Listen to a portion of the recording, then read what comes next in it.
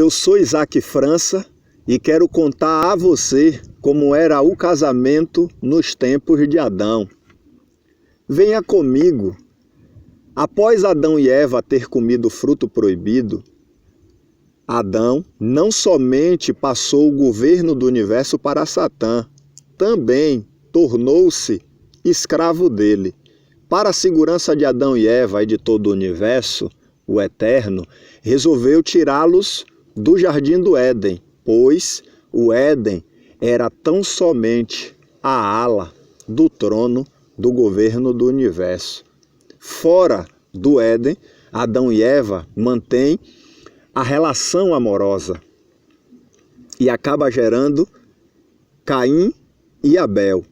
Existe também uma descoberta arqueológica que encontraram no deserto da Judéia, precisamente na caverna de Qumran, em 1948. A essa descoberta batizaram com o nome de Apócrifo de Gênesis. Essa descoberta deixa claro que Adão e Eva não teve só Caim e Abel, e sim mais duas irmãs, formando dois casais de filhos. Chegando na idade adulta, Caim e Abel precisava se casar. Então, é nesse momento que Adão consulta o Criador e o Criador o orienta a Caim separar um espaço e formar um altar, e também Abel separar um espaço para fazer sua casa e também formar um altar.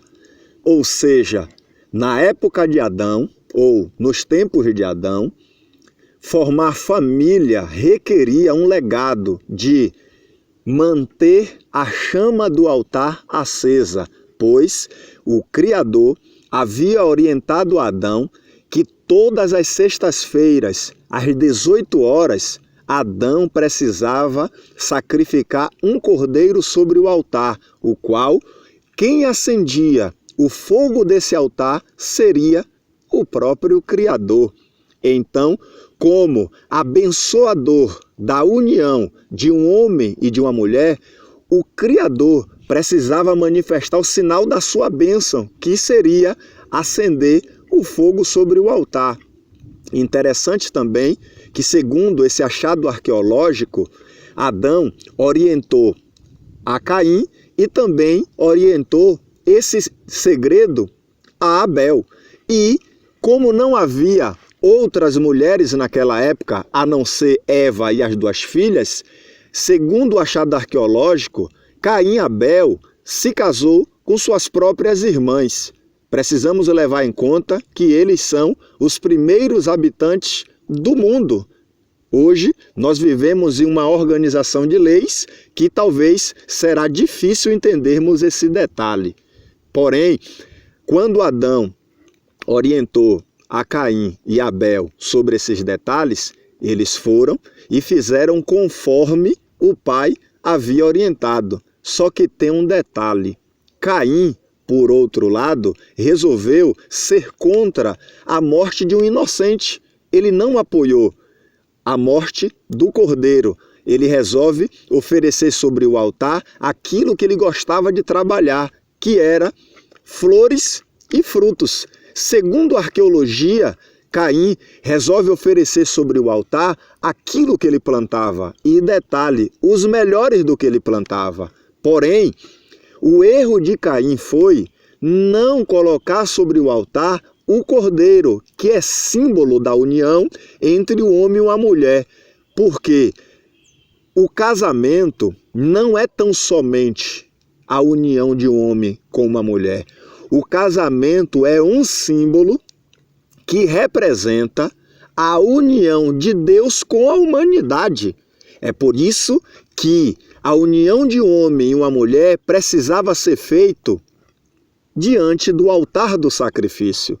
E como sinal de confirmação dessa união, o Eterno acendia o altar com fogo que descia dos céus, assim como aconteceu nos dias de Salomão, quando ele consagrou o templo ao Senhor. Da mesma forma, o profeta Elias fez quando desafiou os profetas de Baal. Dos altos céus desceu fogo do Todo-Poderoso e consumiu aquele sacrifício. Então, segundo as Escrituras Sagradas, conta-nos que Caim colocou flores e frutos sobre o seu altar. Por outro lado, Abel colocou o cordeiro, o melhor dos cordeiros, orientado como o seu pai havia esclarecido.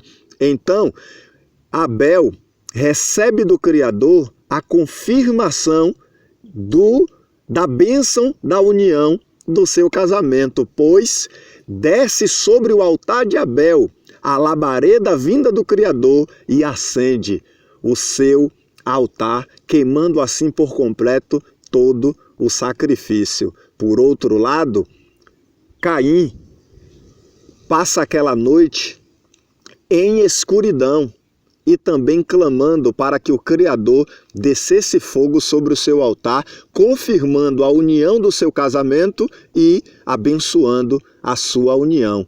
Interessante que o achado arqueológico conta-nos que Adão, por ver o tempo passar e não ver o fogo acender ou descer sobre o altar de Caim, ele orienta Caim a mudar os seus conceitos e colocar aquilo que lhe foi orientado sobre o altar. E o que é que acontece? Caim continua insistindo na desobediência a tal ponto que não desceu o fogo sobre o altar e não foi confirmado a união do seu casamento naquela noite de sexta-feira. É daí que surge o sentido de que Caim viu que Deus respondeu ao seu irmão Abel e não havia lhe respondido. Ou seja, como Caim entendeu esse detalhe? Pela chama que desceu sobre o altar. É aí que está a forma de casamento nos tempos de Adão. Quem abençoava o casal era o próprio Deus. Nos dias de hoje não é diferente, os simbolismos ainda continuam. Um homem e uma mulher precisa ir perante um altar e ali o palestrante ou o celebrante do casamento precisa outorgar-lhe uma bênção dos céus sobre a união do casal. Gostou dessa informação? Então, compartilhe essas informações. Dê o seu like e também faça seu comentário para que nós possamos bolar outros vídeos dentro do seu comentário. Deus te abençoe.